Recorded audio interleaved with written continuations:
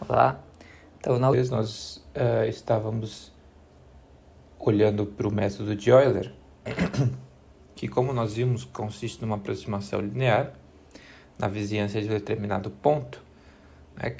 O gráfico da função, o gráfico de uma função, no caso geral, ele tem um formato curvo e, portanto, quando você tenta fazer uma aproximação local usando uma reta tangente, você obviamente vai cometer um erro, né? Porque conforme você vai se afastando daquele ponto, o formato curvo do gráfico vai fazendo com que ele se afaste dessa aproximação por linha reta. Então, surge a ideia de corrigir o método de Euler, né, que, como nós vimos, é um método de sucessivas aproximações por linhas retas. Você vai caminhando por segmentos de reta, né, e você vai acumulando erros desse processo, né? Então, nós vimos que, obviamente, uma maneira de diminuir esse erro seria aumentar o número de passos. Mas o aumento desse número de passos, para que você gerasse uma acurácia razoável, poderia ser um número extremamente elevado, de modo que pode ser impraticável computacionalmente, né? Então, surge a ideia, claro, de tentar melhorar alguns aspectos do método de Euler. O primeiro mais óbvio dele é que essas aproximações, possivelmente mais óbvio, seria trocar essas aproximações por segmentos de reta por aproximações por polinômios, né? Como uma quádrica, uma cúbica e assim por diante. E nós, na última vez, nós tentamos expandir exatamente nessa direção, né? Nós escrevemos a aproximação linear da função e escrevendo então a aproximação linear para a derivada, para a função derivada, integrando essa aproximação, nós obtivemos uma aproximação de segunda ordem, né? Uma aproximação por uma parábola local, aproximação local, né? Então, a expressão que nós obtivemos é chamada a expansão de Taylor, que então que significa o seguinte: na vizinhança de um ponto x0, em que está definida uma função f, certo? Então a função f está definida numa vizinhança do ponto x0. Então a função f avaliada no ponto x0 mais uma pequena perturbação, essa perturbação pode ser pequena, tem que ser pequena, né? E para que a aproximação tenha alguma acurácia. E se o H for positivo, então está um pouquinho depois do ponto. Se o H for negativo, está um pouquinho antes, né? Então é uma aproximação para trás e para frente, conforme você põe o H positivo ou negativo. Então o x0 mais H é uma leve perturbação do x0.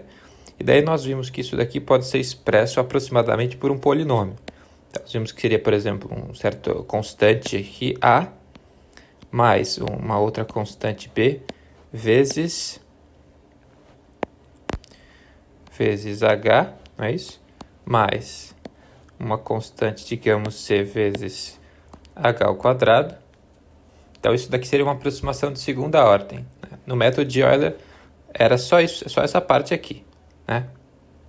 Daí, se a gente quiser generalizar um pouco mais, você pode incluir o termo de ordem 2 aqui, esse termo quadrático. Mas você poderia incluir mais do que isso. Você poderia incluir h ao cubo e h quarto e assim por diante. Mas vamos supor que você queira parar no h ao cubo. Então, isso daqui seria a aproximação, né? Ou seja, o valor aproximado da função f avaliada no ponto x0 mais h. Não é isso? Como nós vimos, esse A aqui, ele vai ser, na verdade, o f avaliado em x0.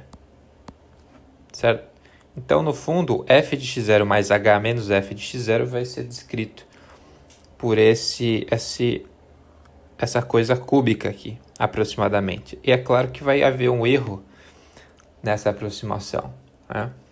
E esse erro nós expressamos, então, nós vimos que seria algo como h ao cubo não é isso? Vezes algo que eu chamei de dt avaliado em h.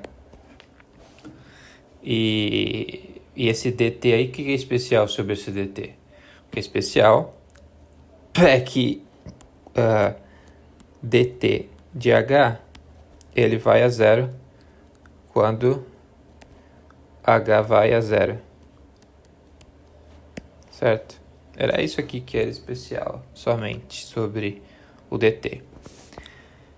Então nós ganhamos essa expressão aí. E aí eu até usei um exemplo, que é o exemplo do seno, né? O exemplo do seno. Que nós fizemos que o seno, nós fizemos a aproximação perto do zero. Então, como é que é mais ou menos o seno? Aproximadamente, em termos de um polinômio, uma aproximação linear, uma aproximação parabólica, cúbica, do seno nas proximidades do zero. Ou seja, como é que é aproximadamente o seno de um número pequenininho? Não é isso?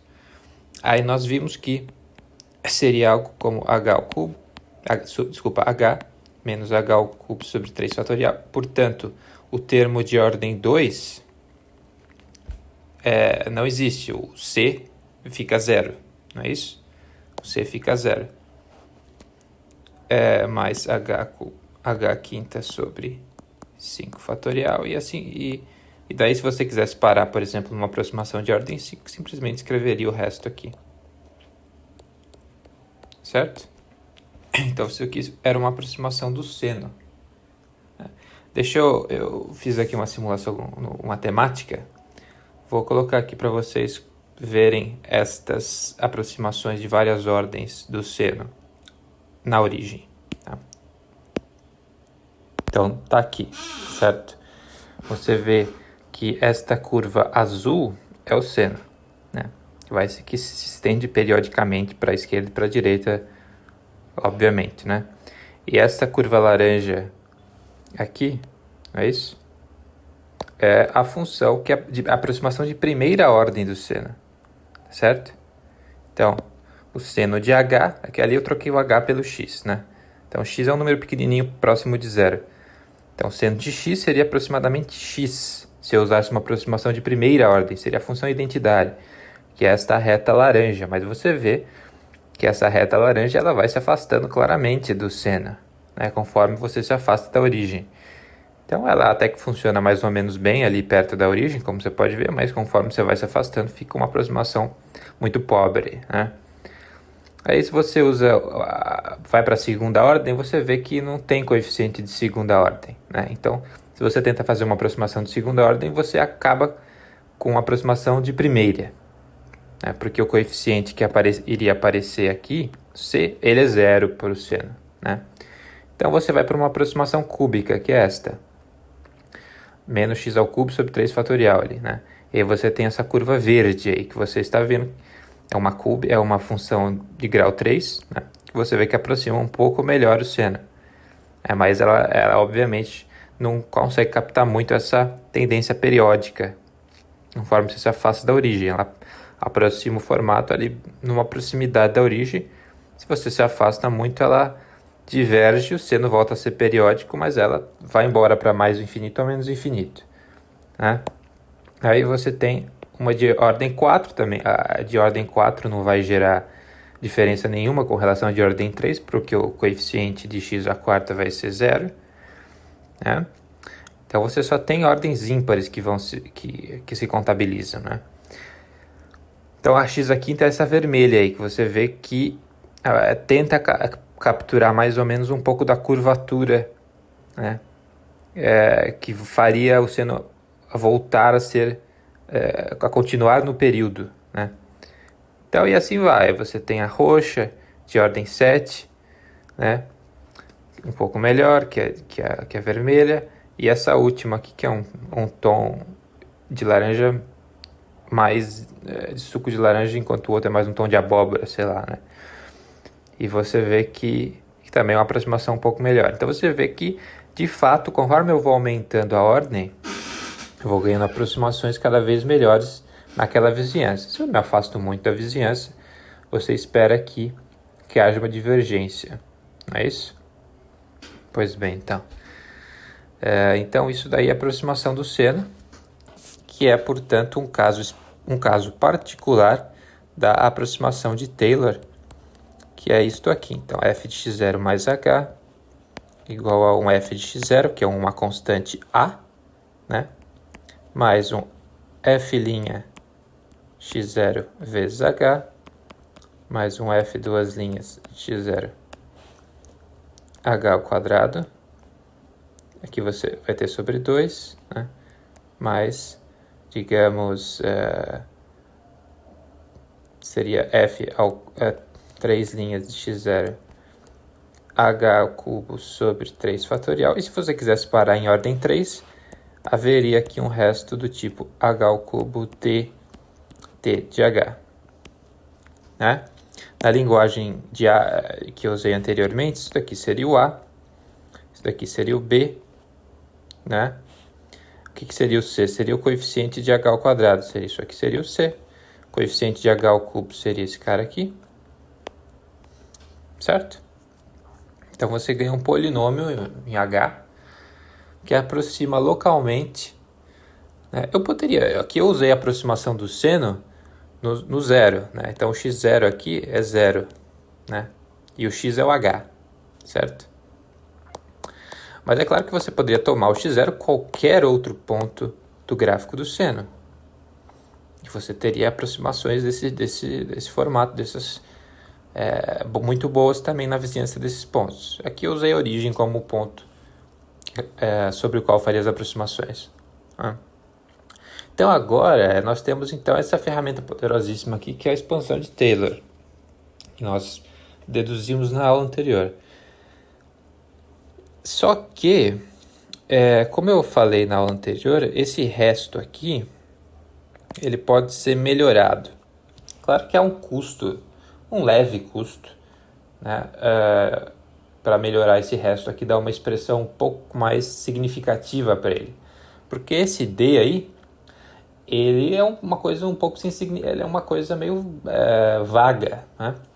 A única coisa que eu sei desse D é que é uma função de h que vai a zero quando h tende a zero e nada mais, né?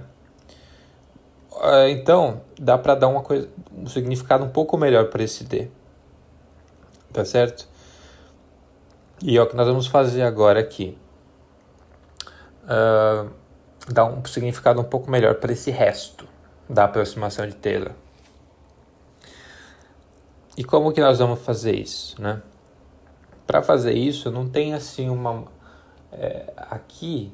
acho que não tem uma maneira assim muito natural de pensar o que pode ser feito. Aqui é meio que um truque mesmo, pelo menos no que tange o meu conhecimento, aqui tem que ter uma ideia, assim mesmo, uma ideia, né? E essa ideia, ela é dada pelo chamado teorema do valor médio, né? Então não tem aqui como eu falar, agora vamos tentar naturalmente chegar a essa fórmula do resto. Eu não vejo assim como possa ser muito possível fazer isso naturalmente. Então, sem ter uma ideia de média por detrás, tá? Então eu não vejo aqui saída. Eu vou ter que apresentar para vocês o teorema do valor médio, certo? E daí nós vamos poder escrever isso aí, tá bom? Então o teorema do valor médio, na verdade, ele está baseado no chamado,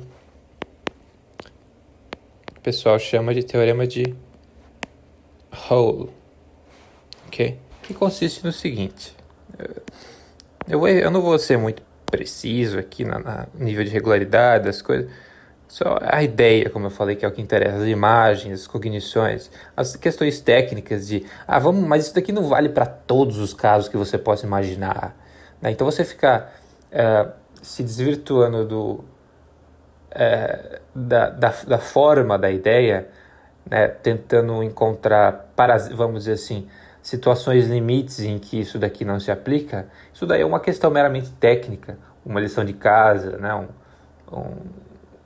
Uma coisa para pensar assim, umas horas vagas, né? Mas o que interessa para nós aqui, como eu disse, é a ideia central, o âmago da inteligência, né? Ir atrás de casos patológicos, etc. Isso daí é uma tarefa de depuração, né? É uma tarefa meramente analítica, lógica, não é uma tarefa sintética, assim como diria Kant, né? É uma tarefa de juntar cognições e criar dela um emaranhado novo, né? Irredutível, por assim dizer, que é o que é, embora as pessoas da matemática não tenham consciência disso, mas a matemática ela não é uma mera lógica, ela é como qualquer cognição humana, você junta diversas coisas, né, por um processo sintético, né?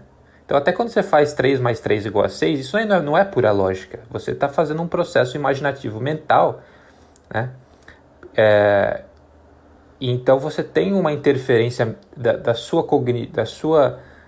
cognição naquele processo, né? 3 mais 3 igual a 6, não por virtude de uma lógica apodíctica, mas pelo fato de que você está pensando sobre isso e você consegue então juntar três bolinhas e você percebe que com essas três gera uma coisa nova. Então é um processo sintético, né? Então essa questão de ver de desdobrar de modo puramente analítico uma coisa, isso é uma tarefa de ordem de segunda ordem, por assim dizer. Não é o que interessa mais, que é a ideia, as sínteses. Então aqui vou me concentrar mais na ideia central para evitar essas questões periféricas de checar se funciona sempre, tal, né? Pois bem, então. Vamos supor que o gráfico da função tenha este formato aqui. Vamos pegar um outro formato, vai. Tá bom assim, vai.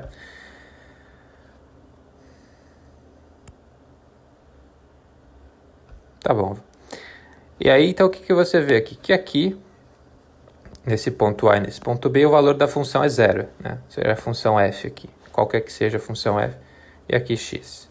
Então, a função f, o que está expresso aqui é que f de A e f de B são zero, né?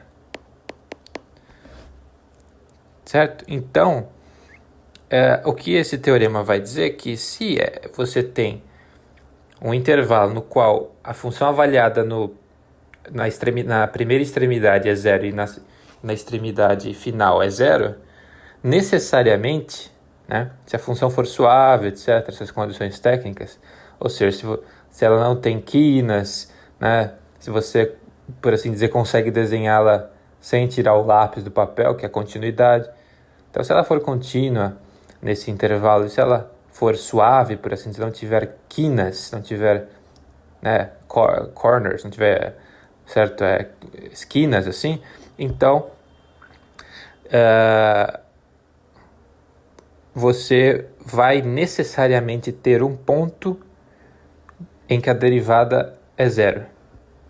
Um ponto de máximo, um ponto de mínimo, alguma coisa assim, certo?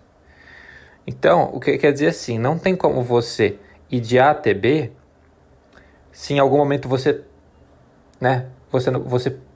parar. Você precisa parar em algum momento e voltar, né? Ou você fica sempre parado. Sempre parado seria isso aqui, né? Isso aqui. Isso aqui seria sempre parado. Mas se você andou um pouquinho para frente, para você voltar para o zero, você tem que andar para trás, não tem jeito. Então vai ter que ter um momento em que você para. E o momento em que você para é aqui, neste ponto, né? Nesse ponto aqui a tangente é zero. Então se você visse isso aqui como o gráfico da posição, esse aqui seria o momento em que a velocidade seria zero, né? Então é isso que diz o teorema de Hall, né? Existe um certo ponto x0 nesse intervalo aberto AB, tal que a derivada neste ponto x0 tem que ser zero, certo? Isso daí não é uma coisa difícil de você imaginar por que tem que valer. né? Porque se você, como eu disse, se a função, quando ela parte do A, ela vai um pouquinho para cima, um pouquinho para baixo, né? Se ela continuar indo para cima para sempre, ela não vai voltar para o B nunca, né? Então vai ter algum momento em que ela vai ter que andar um pouquinho para baixo, não é isso? Ou seja, então vai ter um momento em que ela estava andando um pouquinho para cima e daí ela é obrigada a andar para baixo logo em seguida. Então você isolando este momento, se aproximando dele e por assim dizer, usando o microscópio cada vez mais potente para ir atrás desse exato ponto em que ela estava indo um pouquinho para cima, de repente ela vai para baixo, você isola esse ponto que é o x0. Então essa é a ideia que eu acabei de relatar para vocês, exatamente a ideia da demonstração, que eu não vou reproduzir aqui, né? Não dá para o negócio subir para sempre ou descer para sempre, para ele voltar para o zero. Ele vai ter que em algum momento descer um pouquinho. Caso contrário, não voltaria, né? Seria uma contradição. Portanto, vai ter um momento que ele vai ter que dar uma descidinha, daí você vai lá, isola esse momento, vai olhando cada vez, com o microscópio cada vez maior, até que você, por essa convergência, né? Você falando assim, como eu posso usar um microscópio cada vez maior, eu posso me aproximar cada vez mais daquele ponto ali. Você isola o ponto. Então tem que existir um ponto x0 em que há esta imediata mudança de subida para descida ou de descida para subida, né? De descida para subida seria se fosse isso daqui, né? Aí o ponto seria este, entendeu? Mas a única possibilidade em que você não estava subindo, aí tem que descer, ou estava descendo, aí tem que subir, se fosse constante para sempre, né? Aí você estaria sempre parado. Daí é claro que o resultado aqui também iria valer, porque é claro que vai existir um ponto em que a derivada é zero. Todos os pontos do intervalo vão ter derivada zero, né? Se a coisa estiver sempre parada aqui. Portanto, isso daqui é uma coisa que vale. Então tenha em mente essa imagem aí, teorema de Rolle, né? Então, existe um ponto. Vai ter que existir um ponto nesse intervalo onde a derivada é zero. Então vamos assumir isso. Tá bom? Isso aí não tem nada demais. Então é assim, você sai de casa, começa a andar para frente. Para você voltar para casa, você vai ter que em alguma hora começar a andar para trás. E para que você ande para trás, tem que parar, tá? Então tem um momento que você para, é isso que está dizendo, certo? Tá bom. Agora então vamos para o teorema do valor médio.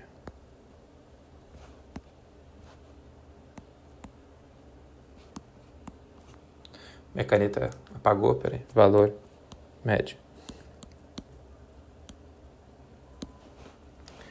O que é isso? É uma leve generalização do teorema de Rolle.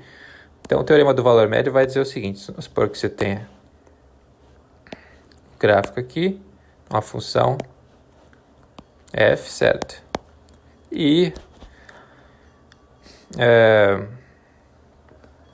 aí você tem um ponto A aqui e um ponto B, tá? Então, imaginando, por exemplo, que isso daí fosse a posição de uma certa partícula, o que seria a velocidade média entre os instantes A e B? A velocidade média seria a declividade desta reta aqui. Não é isso? Tá certo? Então, aqui você tem o f de A e aqui você tem o f de B. Então, qual que é a velocidade média entre os instantes A e B? É o f de B menos o f de A sobre B menos A, certo? Então, imagina uma partícula se movendo entre um instante 0 e um instante 1 hora. E você calcula a velocidade média dessa partícula entre 0 e 1 hora. O que eu afirmo é que deve haver em algum momento desse percurso em que a velocidade instantânea dessa partícula tem que ter sido exatamente o valor da velocidade média no percurso inteiro. Então, se você vai em linha reta de Campinas a São Paulo e você calcula a velocidade, a distância em linha reta gasta dividida pelo tempo, você obtém a sua velocidade média no percurso. Digamos que tenha sido 100 km por hora, certo? Então, o que eu afirmo é que em algum momento do percurso, você tem de ter estado a 100 por hora. Ou seja, se você tivesse estado sempre abaixo de 100 por hora, a sua velocidade média não poderia ser 100 por hora. E se você tivesse estado sempre acima, se as suas velocidades instantâneas tivessem sido sempre acima de 100 por hora, a sua velocidade média também não poderia ser. Então, o que eu estou dizendo é que deve haver algum momento do percurso em que a sua velocidade naquele instante coincide com a velocidade média no percurso total. Então, se a minha velocidade média no percurso foi 100 por hora, em algum momento o meu velocímetro deve ter marcado exatamente 100 por hora. Se estivesse sempre acima de 100, não seria 100 por hora a velocidade média. Se estivesse sempre abaixo, também não poderia ser, certo?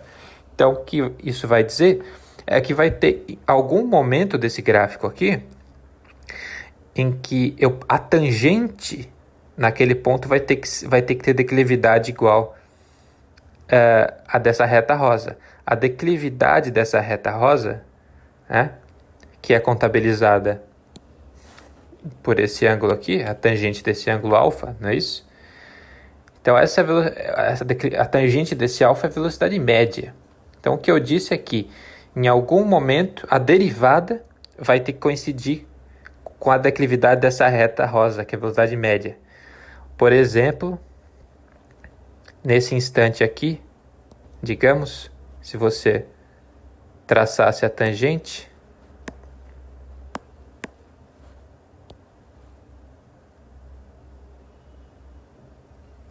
você vê que essa tangente aí ela é paralela à reta rosa. Não é isso? Essa tangente ela é paralela à reta rosa.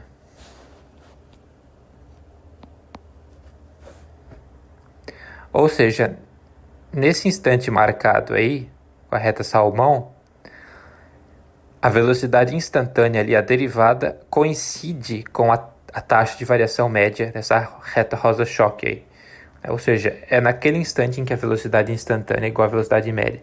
Então, o que o teorema do valor médio diz é que existe um instante x0 nesse intervalo AB em que esta taxa de variação média aqui, esta velocidade média, é tal que esta velocidade média coincida com a velocidade instantânea naquele instante. Ou seja, existe um instante x0 tal que a velocidade naquele instante coincide com a velocidade média em todo o percurso. Isso aqui é o teorema do valor médio. Certo? Que é uma leve generalização desse teorema de Rolle aqui. Por quê? Como que o teorema de Rolle implica o teorema do valor médio? Como que eu posso ver isso? Bom, de alguma forma você só tem que trazer esse cara aqui para zero e trazer esse cara aqui para zero. Não é isso?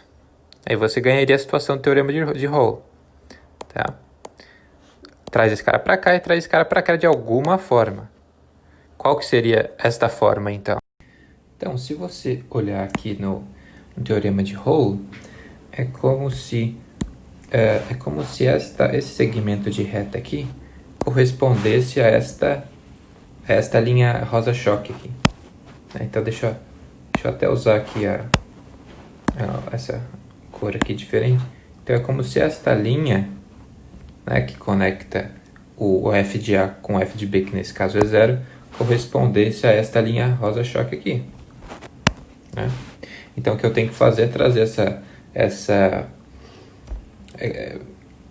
o que eu tenho que olhar é a coisa num referencial diferente, por assim dizer, né? Ou seja, como se essa linha aqui embaixo correspondesse a isso daqui, né? Bom, isso consiste simplesmente em você considerar uma função que é a diferença entre essas. Em cada ponto aqui você tem uma diferença, né? Então, a diferença no início é zero e a diferença no final é zero, né? Ou seja, então essa reta rosa choque, ela tem uma equação. Ela tem uma determinada equação. É isso? É uma equação de uma reta, né? Então, se você considerar uma função f maiúsculo de x, que é igual à função f de x, ou seja, cujo gráfico é o gráfico verde, e você subtrair disso a função que corresponde à reta rosa, vamos chamar de r minúsculo de x. Então, a função que corresponde à reta rosa é a função r de x. Tá bom? Então, o que acontece? O que você pode imediatamente inferir sobre a função f maiúsculo de x? Que você pode inferir imediatamente que f maiúsculo de a é zero e f maiúsculo de b é zero.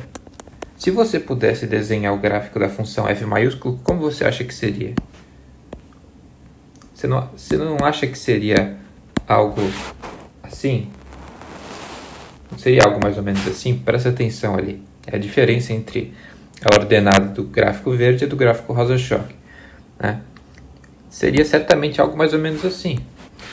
No começo é zero, no final é zero. Então isso daqui seria o gráfico da função f, que é um gráfico que corresponde à situação do teorema de Rolle, né? Portanto, exatamente esta função aqui que nós vamos considerar. Nós vamos aplicar o teorema de Rolle nesta função f maiúsculo e nós esperamos conseguir o teorema do valor médio através desta aplicação do teorema de Rolle, né? A primeira coisa que eu tenho que fazer é descobrir a equação dessa reta rosa, né? Essa reta rosa, a expressão da função da reta rosa, ela depende da função f de alguma forma, depende mais especificamente dos pontos a, f de a e b, f de b. Então é simplesmente a equação de uma reta que passa pelos pontos a, f de a e b, f de b. É isso? Portanto, qual que é a equação de r de x? A gente sabe que r, por exemplo, r de x menos f de a sobre x menos a tem que ser igual a f de b menos f de a sobre b menos a. Acho que não é novidade para ninguém isso aqui, só estou calculando a expressão da equação da reta que passa por dois pontos. Isso daqui é claramente o coeficiente angular da reta rosa-choque, né? É o coeficiente angular, estou dividindo o ΔY pelo ΔX, por assim dizer. Então é o que está aparecendo aqui, né? Então tá na cara que vai dar certo, não é isso? Então o que é o R de x? O R de x será igual a f de a mais f de b menos f de a sobre b menos a vezes x menos a. Não é isso aí? Então essa é a equação da reta rosa-choque, né? Então vamos aplicar o teorema de Rolle então, nessa função f maiúsculo. Pelo teorema de Rolle, como f de a e f de b são ambos zero, tem que existir um x0, que é o a, que é o b, né? Um x0 no interior do intervalo aberto a b, né? Tal que a derivada neste ponto tem que ser zero. Nesse x, desculpa, no ponto x0, né? Existe um x0, tal que a derivada nesse ponto é zero. Parece que esse cara aqui, né? Mais ou menos, algo assim. Mas, o que é o f de x? é o f minúsculo de x, né? Mas o f maiúsculo é o f minúsculo menos o r, não é isso? É o gráfico da função f menos a reta. Portanto, a derivada de f é a derivada de f minúsculo menos a derivada de r. Tá certo? Então, como tem que existir um ponto no qual a derivada é zero, a gente tem que existir um x0 no intervalo AB, tal que o f' de x0 menos o r' de x0 deve ser zero. Tá certo? Então, f' de x0, qual é que é a derivada do r de x? Nós temos uma constante aqui, que é o f de a, a derivada é zero. E aí você vai derivar no segundo pedaço aqui, você vai ver que é essa constante só que vai sobrar, né? Essa constante multiplica no x, a derivada será somente a constante, né? Então, isso aqui essa derivada, na verdade, é uma constante, que é f de b menos f de a sobre b menos a. Mas se f' de... Desculpa, isso aqui é a derivada do r em x0. É a derivada de r em qualquer ponto. Porque a r' é constante, é uma reta, né? Então, a derivada é constante. E esse é o coeficiente angular da reta, né? Portanto, isso quer dizer que f' de x0 tem que menos isso daqui é zero, então tem que ser igual a f de b menos f de a sobre b menos a, que é exatamente o que diz o teorema do valor médio, certo? Então, o teorema do valor médio está dizendo que tem algum ponto ali dentro do intervalo AB em que, considerando, por exemplo, que a função f é a posição de uma partícula, corresponde a dizer que vai existir algum momento do movimento, durante o movimento da partícula, em que a velocidade dela deve ser igual à velocidade média durante todo o percurso, né?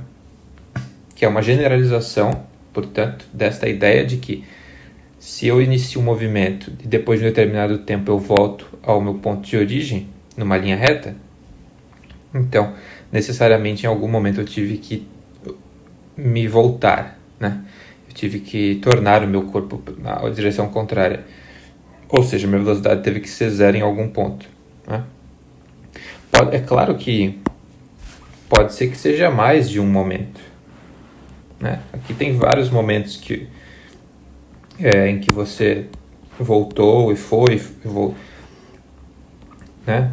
Vários momentos em que você foi e voltou. Mas não interessa, se você, no instante inicial, você está numa posição e no instante final você está na mesma posição, então tem que existir pelo menos um instante em que você voltou, em que a velocidade foi zero. Pode ser que tenha sido mais, né? Como nesse desenho aqui, tá bom? E isso daqui aqui o teorema do valor médio é simplesmente esta ideia generalizada para um percurso qualquer, mas então o que vai ser dito agora é que em algum momento a média da função durante todo esse intervalo ela tem que ser atingida instantaneamente como uma taxa de variação instantânea em algum ponto. Tá? Então, isso daqui é o teorema do valor médio, que tem uma generalização. Esse teorema do valor médio aqui é atribuído a Lagrange. E existe uma leve generalização dele, que nós vamos usar para sofisticar um pouco mais o resto da expansão de Taylor, que é um teorema de valor médio atribuído a Cauchy, que é uma leve generalização. É um teorema do valor médio de Cauchy, que é uma leve generalização do teorema do valor médio geral, né? Então, o teorema do valor médio de Cauchy vai dizer que se você tiver duas funções f e g, definidas num certo intervalo AB,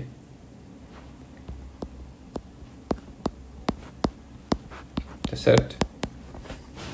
Que sejam diferenciáveis, né? Que sejam suaves, contínuos, etc. Então, a generalização é o seguinte: f de B menos f de A, no teorema do valor médio eu dividia isso por B menos A. E isso correspondia à taxa de variação média da função. Aqui não, aqui eu vou generalizar o B menos A para um G de B menos G de A. Certo? Isso daqui vai ter que ser igual a... Então vai existir algum x0 no intervalo AB, tal que esse quociente aqui vai ter que ser igual à derivada de f nesse x0 dividido pela derivada de z nesse mesmo x0. Então isso é uma generalização daquele caso anterior, do valor médio, quando o g é a função g de x é x. Então é como se aqui no teorema do valor médio normal, a função g de x é na verdade a função identidade. Né? E lá não, lá é uma função geral. Certo? É claro que eu só peço que g de b não seja igual a g de a, né? Porque senão você não vai dividir por zero. Certo? Mas então é isso. Como é que eu provo isso? É exatamente a mesma ideia que a gente usou anteriormente. Anteriormente a gente usou a função f maiúsculo de x, que é igual a f de x menos r de x, onde r de x é a equação da reta, que passa por a f de a e b f de b. Isso que era a ideia anteriormente. Né? Então qual que vai ser a ideia aqui agora? Bom, e a ideia, na verdade, era que o que é o r de x? O r de x é uma reta, então seria algo do tipo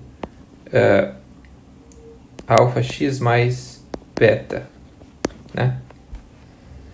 Então essa aqui que foi a estratégia. Eu reduzi o problema ao teorema de Hall através dessa diferença. Eu meio que subtraí a reta da função e daí tudo desceu, né? Tudo colapsou, né, para a forma do teorema de Hall. Então, como eu estou trocando a função para o teorema de Cauchy, eu estou trocando a função x pela função g de x, então é isso que eu vou fazer aqui. Eu vou trocar esse x aqui por g de x. Certo? Eu vou trocar esse x por g de x. Então, f maiúsculo de x será o f de x menos alfa g de x mais beta. E o que eu quero que aconteça? Eu quero colapsar para o teorema de Hall. Né? Eu quero colapsar para o teorema de Hall. Então, para que isso aconteça, eu tenho que ter f de a igual a f de b, que é igual a zero. Isso aqui eu preciso para usar o teorema de Hall. Né? Então, precisamos, ou é necessário, que se obtenha isso. Mas eu posso impor essa condição aqui, e daí tanto o alfa e o beta eles serão determinados por essa condição. Né? Portanto, exigindo a primeira, que o f de a seja zero, né? Você vai obter que f de a menos alfa g de a mais beta é zero. E daí você também exige isso. Tá? Que f de b menos alfa g de b mais beta também é zero. E daí você tem um sistema de duas equações. Daqui você consegue o alfa e o beta, o alfa e o beta.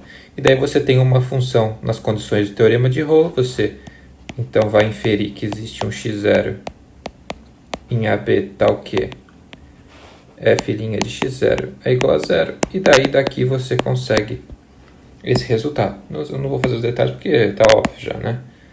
Então, e daqui você vai conseguir, então, o teorema do valor médio de Cauchy. Certo? Que é o que nós vamos precisar para a expansão de Taylor com o resto mais sofisticado. Tá certo? Então eu vou parar esse vídeo aqui e na próxima nós vamos, então, exibir o teorema de Taylor na sua glória máxima com o resto modificado, e daí ainda nós vamos poder finalmente generalizar o método de Euler de muitas maneiras. Muitos métodos vão ser ganhos quando nós olhamos para o método de Euler para uma ótica mais generalista a partir da série de Taylor, da expansão de Taylor, tá certo? Então é isso, eu vou parar aqui. Tchau.